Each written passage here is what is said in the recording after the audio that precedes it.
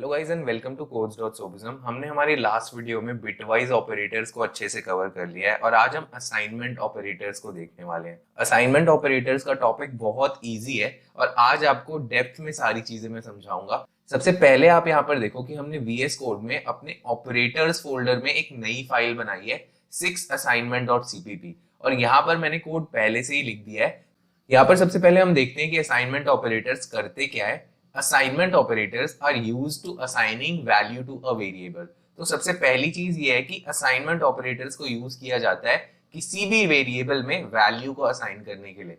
The left side of operand of the assignment operator is a variable and the right side of the operand of assignment operator is a value। इसका मतलब ये है कि जब भी हम assignment operators को यूज करते हैं, ये हमारा असाइनमेंट ऑपरेटर है, ये सिंपल असाइनमेंट ऑपरेटर होता है और इसके लेफ्ट साइड में जो भी हमारी वैल्यू होती है वो हमारी एक वेरिएबल होनी चाहिए। ये चीज आप हमेशा याद रखना कि लेफ्ट साइड में हम वेरिएबल को रखेंगे और राइट साइड में जो ऑपरेंड होता है वो हमारी एक वैल्यू होती है। और हम यहाँ पर वेरिएबल्स को भी रख सकते हैं, जैसे हम यहाँ पर num2 लिख सकते हैं, बट एंड में यही चीज होती है कि इस num2 की जो एक्चुअल वैल्यू होती है उसे ये निकाल के इस num1 में सेव कर देगा। अगर num2 की वैल्यू 24 थी तो यहाँ num1 में 24 सेव हो जाएगा और ये मेमोरी में जाके num1 को 24 कर देगा। तो ये बात आपको समझ आई कि हम डायरेक्टली किसी वैल्यू को भी राइट साइड में लिख सकते हैं, बट हम किसी वेरिएबल को भी लिख सकते हैं जिसकी वैल्यू यहाँ पर असाइन हो जाएगी। ये हमारा सेकंड पॉइंट था। अब हम थर्ड पॉइंट देखते हैं। The value on the right side must be of the same data type of the variable on the left side. मतलब लेफ्ट साइड में जो वेरिएबल है हमारा, उसके डेटा टाइप को हम देखते हैं और वही डेटा टाइप हमें असाइन करना होता है राइट साइड में।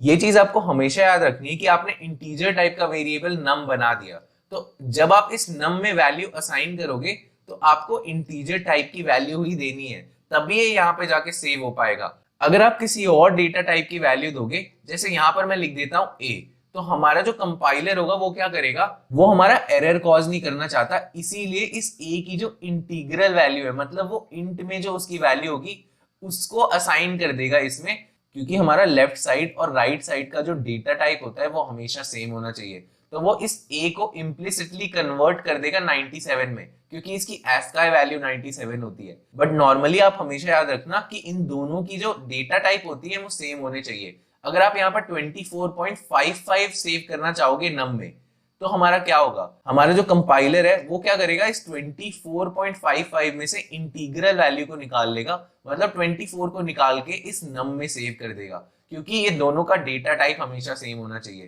तो ये बेसिक बातें थी असाइनमेंट ऑपरेटर्स की, और आप वैल्यूज कैसे असाइन करते हो ये हम देख चुके हैं पहले भी, बट आज हमें इसी चीज को डेप्थ में समझना है कि ये जो असाइनमेंट ऑपरेटर है इसे किस तरीके से हम यूज करते हैं और अलग अलग टाइप्स ऑफ असाइनमेंट ऑपरेटर्स क्या होते हैं। तो यहाँ आगे बढ़ते हुए हम मेन फंक्शन में चलते हैं। हमारा ये जो मेन फंक्शन है ये क्या कह रहा है, हमने दो वेरिएबल्स बनाए। सबसे पहले हम इंट num1 कर रहे हैं इक्वल्स 21। तो हमने यहाँ पर क्या किया है, आपको मैं रैम के थ्रू इन चीजों को समझाता हूँ। मान लो हमने इस प्रोग्राम को चलाया, इस प्रोग्राम cassignment.cpp को रन किया, तो वो जाएगा रैम में, और रैम में जाने के बाद इस प्रोग्राम को एक मेमोरी मिल जाएगी। ये मेमोरी जब इस प्रोग्राम को मिल गई तो ये प्रोग्राम रन होना शुरू करेगा। अब ये प्रोग्राम जब रन हो रहा है तो आप देखो मेन फंक्शन सबसे पहले रन होगा। ये बात हम जानते हैं कि हमारा जो मेन फंक्शन होता है वही स्टार्टिंग पॉइंट होता है हर C++ प्रोग्राम का। तो मेन फंक्शन सबसे पहले रन होगा। यहाँ पर मेन फंक्शन को एक मेमोरी मिलेगी और इस मेन फंक्शन में जब ये घुसेगा तो इसे दिखेगा कि हमने दो वेरिएबल्स बनाए हैं। सबसे पहले ये num1 को एक वैल्यू असाइन करेगा, फिर ये num2 को एक वैल्यू असाइन करेगा, और ये दोनों 4 बाइट्स की मेमोरी होगी।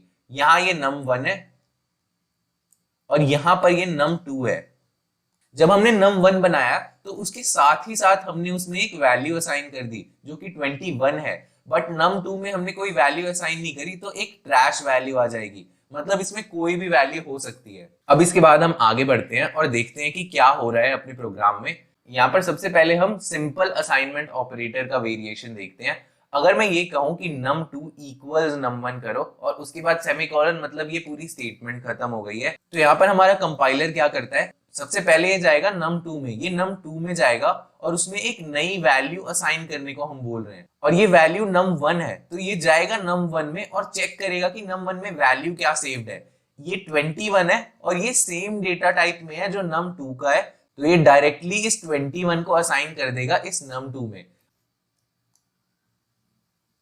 अब यहाँ पर हमारी जो वैल्यू है वो फिर से 21 बन जाएगी। यहाँ पर मैं लिख देता हूँ 21 और अब हम इसके आगे बढ़ सकते हैं कोड में। कोड में ये कह रहा है कि अब आप सी आउट कर दो num2 को।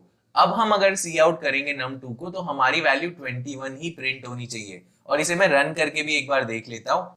कंट्रोल एस से सेव करूंगा और उसके बाद रन करूंगा इस प्रोग्राम को, तो आप टर्मिनल में आउटपुट देख सकते हो। यहाँ पर आप देखो 21 आउटपुट हमारा आ चुका है। इस सिंपल असाइनमेंट ऑपरेटर को हम इनिशियलाइजेशन में भी यूज करते हैं। जब हमने ये वेरिएबल बनाया था वहीं पे हमने इनिशियलाइजेशन भी कर दी और यहाँ पर असाइनमेंट ऑपरेटर का ही यूज होता है इनिशियलाइजेशन के लिए भी। अब इतनी बेसिक सी बातें तो हम पहले से जानते हैं और ये सिंपल असाइनमेंट ऑपरेटर का तो हम यूज हर जगह करते आए हैं। अब हमें यहाँ से इसके वेरिएशंस को समझना है। हम देखेंगे using add and assignment operator. In lines को पहले मैं अनकॉमेंट कर देता हूँ।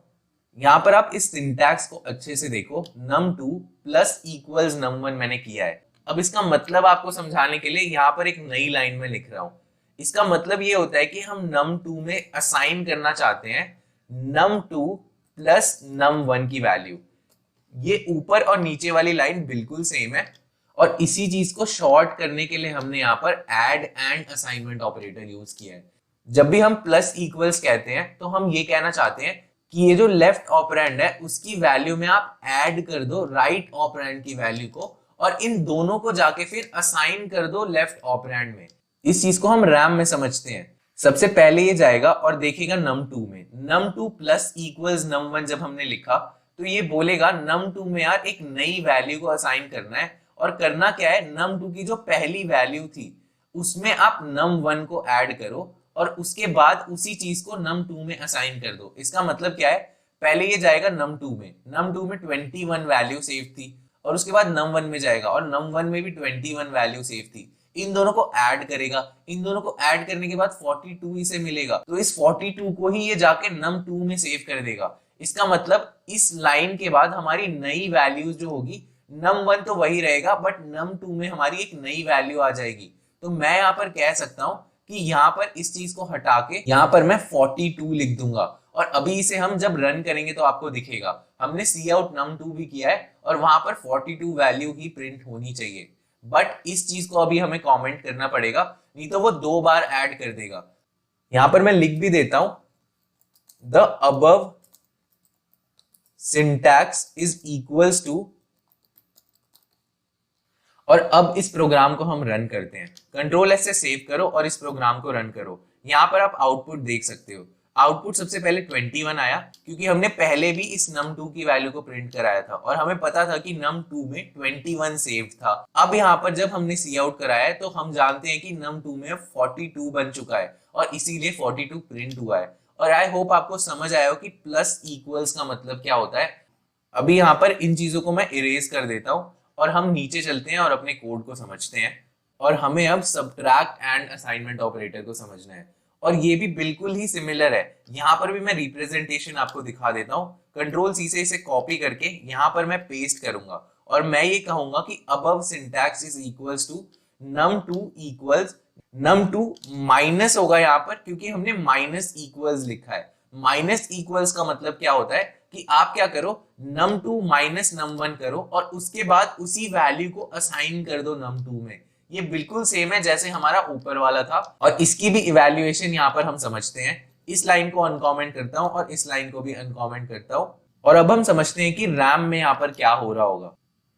सबसे पहले इस इवैल्यूएशन को मैं हटा देता हूं और हमें यहाँ पर नई इवैल्यूएशन करनी है। तो अभी आपको पता है कि num2 में 42 वैल्यू सेव थी और num1 में 21 वैल्यू सेव थी। जब प्रोग्राम यहाँ पर आएगा तो यहाँ पर नई इवैल्यूएशन करने की कोशिश करेगा और इस कोड को देखने के बाद ये कहेगा हम क्या करना चाहते हैं, num2 equals num2 minus num1 करना चाहते हैं। तो ये जाएगा num2 में हमारी 42 वैल्यू सेव्ड है और num1 में हमारी 21 वैल्यू सेव्ड है। तो इसका इवैल्यूएशन करने के बाद 21 आएगा। अब इस 21 को ये num2 में जाके फिर से सेव कर देगा। तो अब आप यहाँ देख सकते हो कि num2 की वैल्यू जो 42 थी वो चेंज हो जाएगी और यहाँ पर हम अब 21 को सेव कर देंगे। तो आप देख सकते हो कि कैसे असाइनमेंट ऑपरेटर्स का जब हम बार बार यूज करते हैं तो ये जो वेरिएबल्स है और हमारी जो मेमोरी है उसमें हमारी वैल्यूज भी चेंज होती जाती है जैसे जैसे हम प्रोग्राम में असाइनमेंट ऑपरेटर्स का यूज करते हैं। और इसका आउटपुट भी एक बार देख लेते हैं। हमने यहाँ पर 21 निकाला है तो हमारा आउटपुट भी इस लाइन का 21 ही होना चाहिए। तो यहाँ पर कंट्रोल एस से सेव करके मैं इसे रन करूंगा और आप यहाँ पर देखो 3 लाइंस प्रिंट हुई है। सबसे पहली लाइन 21 प्रिंट हुई है, दूसरी लाइन 42 प्रिंट हुई है और थर्ड लाइन में देखो हमारा नया आउटपुट है। अब चलते हैं आगे दूसरे ऑपरेटर्स पे। नीचे चलते हुए आप देखोगे कि जैसे एडिशन और सब्ट्रैक्ट है वैसे ही मल्टीप्लिकेशन और डिवीजन के लिए भी ये असाइनमेंट ऑपरेटर्स होते हैं और सेम चीज है जैसे ऊपर हमने किया था। यहाँ पर भी मैं इस कोड को कॉपी करके नीचे पेस्ट कर देता हूँ ताकि बाद में जब आप कोड में जाओगे तो आपको प्रॉब्लम ना हो। और यहाँ पर हम लिख देते हैं माइनस की जगह यहाँ पर अब मल्टीप्लिकेशन होगा और यहाँ पर माइनस की जगह अब डिवीजन होगा। और सबसे पहले हम मल्टीप्लिकेशन के लिए इस चीज को समझते हैं। मल्टीप्लिकेशन में होगा क्या, ये इस लाइन ऑफ कोड पे आएगा और उसके बाद ये देखेगा कि यहाँ पर हमने num2 asterisk equals num1 किया है। तो अब आप रैम में देखो ये वैल्यू कैसे सेव होगी। हम क्या करना चाह रहे हैं, num2 equals num2 star num1 कर रहे हैं हम। तो होगा क्या यहाँ पर num2 की वैल्यू 21 थी और num1 की वैल्यू भी 21 थी और इन दोनों के बीच में मल्टीप्लिकेशन ये कर देगा। और इसी आउटपुट को अब हम समझ भी लेते हैं। कंट्रोल एस से मैं सेव करके इसे रन करूंगा तो आप यहाँ देख सकते हो 441 आ गया है और 441 21 इंटू 21 ही होता है। और आपको ये भी दिखेगा कि अब ये जो num2 की वैल्यू है ये यहाँ पर 441 बन चुकी है। तो मैं यहाँ पर 441 लिख दूंगा। और अब सेम चीज हम करके देखेंगे डिवीजन के लिए। अब इस डिवीजन के भी सिंटैक्स में हम इस कोड को अनकॉमेंट कर लेते हैं और देखते हैं कि होगा क्या। num2 डिवाइड इक्वल हमने num1 किया है तो इसका मतलब यह है कि the above syntax means num2 equals num2 divided by num1। पहले ये num2 डिवाइड बाय num1 करेगा और उसी चीज को num2 में सेव करा देगा। इस num2 में अब हम डिवाइड करके वैल्यूज को सेव करना चाहते हैं और num2 की जगह यहाँ पर 441 होगा और यहाँ पर डिवीजन ऑपरेशन होगा और उसके बाद यही चीज हमारी जाके num2 में सेव हो जाएगी। तो 441 डिवाइड बाय हमारा 21 होगा तो उसकी वैल्यू भी हमारी 21 ही बनेगी और आप num2 में देखना कि वही आंसर अब आएगा और फाइनली हमारी वैल्यू जो है वो num2 में यही सेव हो जाएगी। और यहाँ पर मैं लिख भी देता हूँ कि 21 बन जाएगा इस लाइन के बाद। और हम जब num2 को प्रिंट करेंगे तो यहाँ पर हमारा एक और लाइन आएगी और उस लाइन में 21 प्रिंट होगा। इसको मैं आपको सेव करके रन करके भी दिखा देता हूँ। कंट्रोल एस से आप सेव करो और उसे फिर रन कर दो तो आप यहाँ देखोगे 21 प्रिंट हो चुका है। और मैं होप कर रहा हूँ कि ये जो चीजें मैं आपको समझा रहा हूँ आपको समझ आ रही होंगी। और असाइनमेंट ऑपरेटर्स का टॉपिक यार बहुत सिंपल है, हमें बस धीरे धीरे इन चीजों को समझना है कि कैसे रैम में जाके ये वैल्यूज चेंज हो रही है। इसीलिए मैं आपको ये पूरी रिप्रेजेंटेशन करके दिखा रहा हूँ आज। तो यहाँ से अब कोड में नीचे चलते हुए आगे देखते हैं ये क्या कह रहा है। हमने यहाँ पर जैसे सब्ट्रैक्ट, ऐड, डिवीजन और मल्टीप्लिकेशन के लिए देखा वैसे ही हमारा मॉड्यूलो ऑपरेटर भी यूज हो सकता है असाइनमेंट ऑपरेटर के साथ। और सेम सिंटैक्स है यार, इसे भी मैं अनकॉमेंट कर रहा हूँ और इसे भी अनकॉमेंट कर रहा हूँ। और यहाँ पर इस लाइन को मैं कॉपी करके नीचे पेस्ट करता हूँ और आपको समझाने की कोशिश करता हूँ ये सारी चीजें। यहाँ पर क्या होगा, जब ये इस लाइन पे आएगा तो ये बोलेगा num2 मॉड्यूलो इक्वल हमने num1 किया है। तो इसका मतलब यही है कि हम num2 मॉड्यूलो num1 करना चाहते हैं और उसी चीज को हम num2 में सेव कराना चाहते हैं। तो यहाँ पर ये इवैल्यूएशन भी देख लेते हैं। हम num2 में सेव कराने वाले हैं num2 मॉड्यूलो num1। तो होगा क्या यहाँ पर 21 मॉड्यूलो 21 ये करेगा। तो इन दोनों को पहले डिवाइड करेगा क्योंकि इसे रिमाइंडर निकालना है। तो जब इसे ये डिवाइड करेगा तो ये कंप्लीटली डिविजिबल है तो यहाँ पर रिमाइंडर तो 0 बच जाएगा और इसीलिए अब num2 में जो वैल्यू है वो 0 बन जाएगी। तो इस चीज को अब चेंज करके मैं 0 कर देता हूँ और अब इसे रन करके भी मैं आपको दिखा देता हूँ। कंट्रोल एस से मैं सेव करूंगा और इस चीज को अब मैं रन करूंगा। आप यहाँ देख सकते हो कि जो लास्ट आउटपुट है num2 के लिए वो 0 बन चुका है क्योंकि हमारी num2 में 0 वैल्यू सेव्ड है। बट यहाँ पर हमें और कैलकुलेशंस भी करनी है तो मैं ये कहता हूँ कि 0 की जगह हम पहले ही num2 में एक नई वैल्यू असाइन कर देते हैं। तो इसे पहले मैं अनकॉमेंट करता हूँ। मैंने कहा num2 में आप 200 सेव कर दो। तो यहाँ पर जब ये 21 था हमने देखा था कि num2 की वैल्यू यहाँ पर 21 बन रही थी। तो मैंने क्या कहा, आप एक सिंपल असाइनमेंट ऑपरेटर लगाओ और क्या करो, num2 में आप डायरेक्टली 200 को सेव कर दो और उसके बाद यहाँ पर सारी ऑपरेशंस आप कराओ। तो ये क्या करेगा, सबसे पहले इस 21 को हटाएगा और उसके बाद यहाँ पर आपके 200 को सेव कर देगा num2 में इस लाइन के बाद। अब ये जब नीचे आएगा तो ये 200 डिवाइड बाय 21 करेगा और उसमें से हमारा रिमाइंडर निकालेगा और जो भी रिमाइंडर बचेगा वो इस num2 में सेव हो जाएगा और फिर वही चीज हम प्रिंट कराएंगे।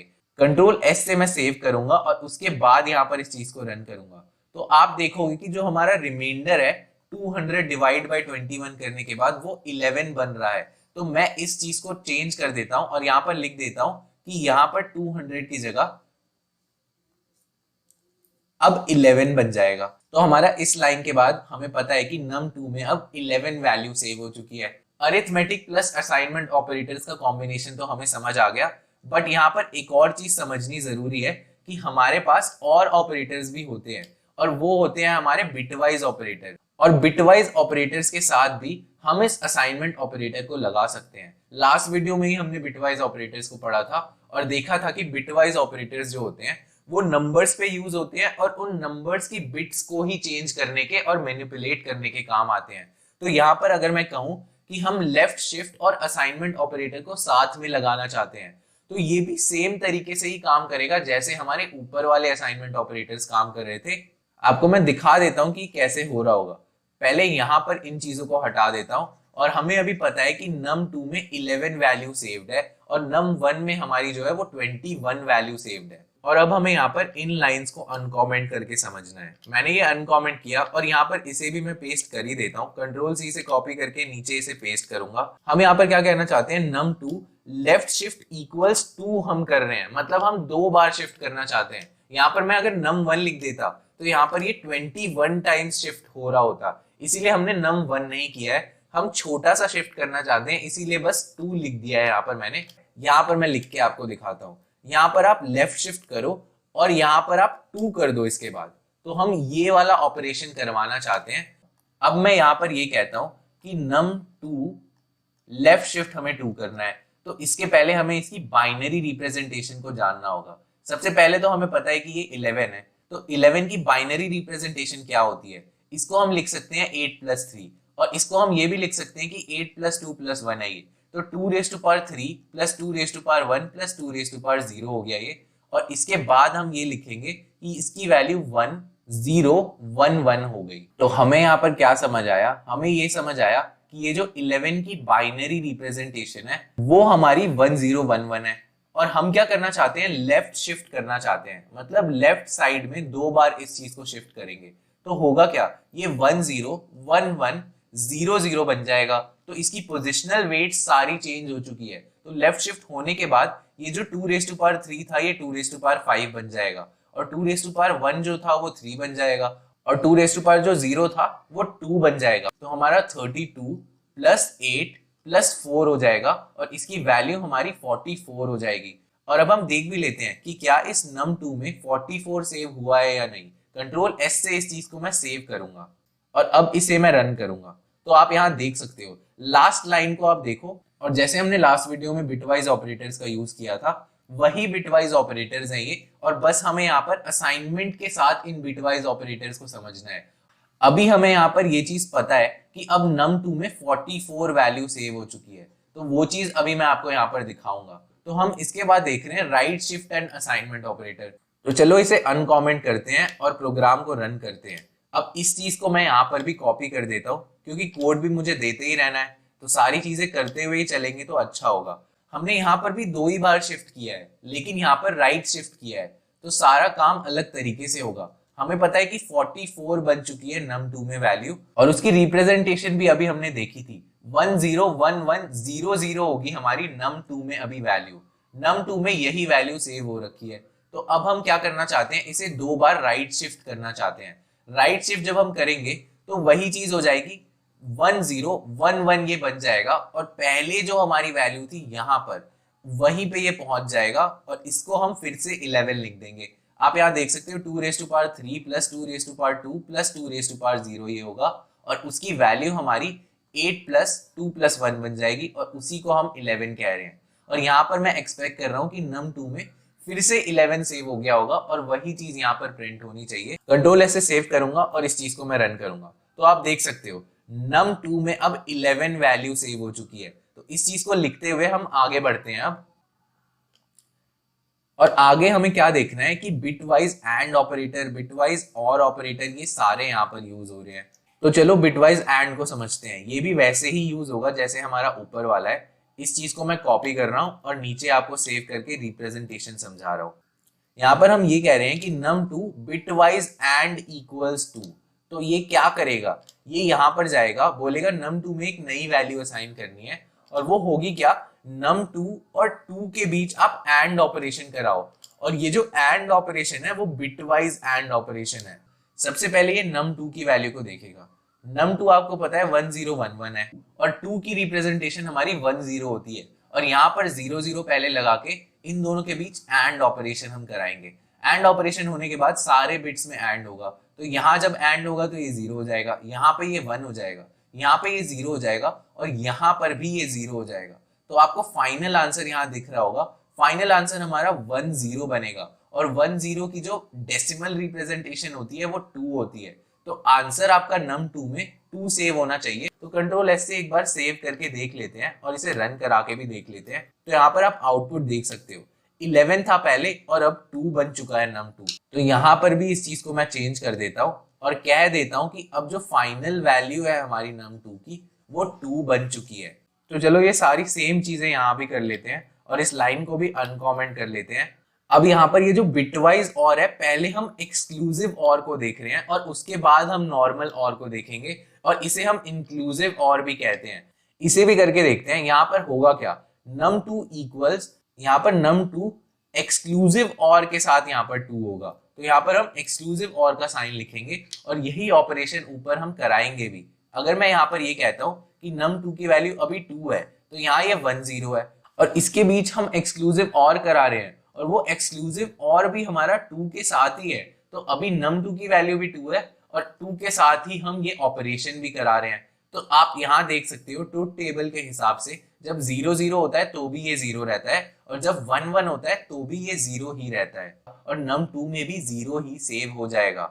इसे एक बार रन करके भी देख लेते हैं। कंट्रोल एस से सेव करके मैं इसे रन करूंगा तो आप फाइनल आंसर यहाँ देखो, num2 में अभी 0 सेव हो रहा है। अब हमारा इंक्लूसिव और बचा है, इसको भी मैं यहाँ से कॉपी करता हूँ और नीचे लेके आता हूँ और आपको ये चीज समझाता हूँ। कंट्रोल वी करूंगा और यहाँ पर मैं ऑपरेशन को चेंज करूंगा। ये दोनों लाइन यहाँ पर अनकॉमेंट होगी, और आप यहाँ देखो जब ये num2 और इक्वल्स 2 करेगा तो यहाँ पर हम क्या बोलेंगे, the above syntax is equals to num2 equals num2 और 2 के बीच में ये और ऑपरेशन कराओ आप, और num2 की वैल्यू आपको पता है अभी 0 है तो यहाँ 0 हो जाएगा। यहाँ पर ये चीज मैं हटाता हूँ और ये भी हटाता हूँ और ये भी यहाँ पर हटा देता हूँ, और अब हम यहाँ पर इवैल्यूएशंस देखते हैं। यहाँ पर होने क्या वाला है, तो num2 अभी हमारा 0 है, और 2 जब करने के बाद हम यहाँ देख रहे हैं तो 10 के साथ ये और ऑपरेशन हो रहा है। तो पहले जो 2 बिट्स हैं उनके लिए तो 0 हो जाएगा, बट जो दूसरी बिट है उसमें आप 10 देख रहे हो, तो 1 और 0 के बीच में जब और ऑपरेशन होता है तो हमारा आंसर भी 1 आता है। तो यहाँ पर मैं लिख सकता हूँ कि ये 1 बन जाएगा। तो फाइनल आंसर हमारा 10 बनना चाहिए, और num2 में अब 2 सेव हो जाना चाहिए इस ऑपरेशन के बाद, और उसके बाद जब हम इसे प्रिंट करेंगे तो यहाँ पर भी हमें 2 मिलना चाहिए। कंट्रोल एस से सेव करो और इस चीज को आप रन करो, और यहाँ पर आप देख सकते हो कि जब हमने ये रन किया तो ये वापस 2 बन चुका है। तो आप यहाँ पर कह सकते हो कि ये जो 0 था अब ये आपका 2 बन चुका है, और यहाँ पर इसके बाद हमारा प्रोग्राम खत्म हो जाएगा। हमने अपनी लास्ट वीडियो में देखा था कि बिटवाइज जो ऑपरेटर्स होते हैं उसमें एक बिटवाइज नॉट ऑपरेटर भी होता है, बट यहाँ पर हम असाइनमेंट के साथ बिटवाइज नॉट ऑपरेटर को नहीं यूज करते। और मैं होप कर रहा हूँ कि ये जितने भी मैंने आपको असाइनमेंट ऑपरेटर्स के बारे में बताया ये सारी चीजें आपको समझ आई हो। अगर मैं इस लाइन के बाद ये बोलूं कि आप num2 प्लस इक्वल्स 1 कर दो तो फाइनल क्या होगा, यहाँ पर num2 में आपका इक्वल्स num2 प्लस 1 कर देगा ये, तो यहाँ पर फिर इसके बाद वैल्यू आपकी ऐड हो जाएगी और num2 में 3 बन जाएगा। अगर यहाँ पर 5 किया होता तो यहाँ पर फिर 7 बन जाता, अगर यहाँ 8 किया होता तो यहाँ पर 10 बन जाता, और ऐसे ही ये वैल्यूज यूज होती हैं, और हम पूरे कोर्स में इन असाइनमेंट ऑपरेटर्स को भी यूज करते जाएंगे। अब अगर मैं रैम के बारे में बात करूँ तो इस लाइन ऑफ कोड के बाद आपने देखा कि वैल्यूज जो है वो num1 में 21 है और num2 में 2 सेव्ड है। उसके बाद जब ये रिटर्न 0 देखेगा तो इसे पता चल जाएगा कि हम जो अपना फंक्शन है उसे रिटर्न करना चाहते हैं, मतलब अपने फंक्शन को हम खत्म करना चाहते हैं। और जब हमारा मेन फंक्शन खत्म होता है तो हमारा प्रोग्राम भी खत्म हो जाता है। तो होगा क्या यहाँ पर, जैसे ही ये रिटर्न 0 को देखेगा वैसे ही इन सारी चीजों को हटाना शुरू कर देगा। ये जो मेमोरी एलोकेट हुई थी वो सारी हट जाएगी और रिटर्न 0 जैसे ही अकम्प्लिश होगा वैसे ही इस मेन फंक्शन की जो मेमोरी रिजर्व हुई थी वो भी हट जाएगी। और जब ये प्रोग्राम खत्म हो जाएगा तो ये वाली जो आपकी मेमोरी असाइन हुई थी वो भी हट जाएगी और रैम की मेमोरी सारी खाली हो जाएगी और प्रोग्राम खत्म हो जाएगा हमारा। और ऐसे ही हमारे प्रोग्राम्स रन भी होते हैं। और ये रिप्रेजेंटेशन रैम की आपको आज मैंने इसीलिए समझाई ताकि आप इन डेप्थ सारी चीजें समझ पाओ कि कैसे हमारी मेमोरी में ये सारा काम हो रहा होता है। अगर आपको ये वीडियो अच्छी लगी हो तो आप लाइक करो, कमेंट करो इस वीडियो पे और सब्सक्राइब करो मेरे चैनल पे, और जाके आप C++ की प्लेलिस्ट देखो और सारी चीजें समझो। तो गाइज इस वीडियो के लिए इतना ही। Thank you and I will see you in the next video.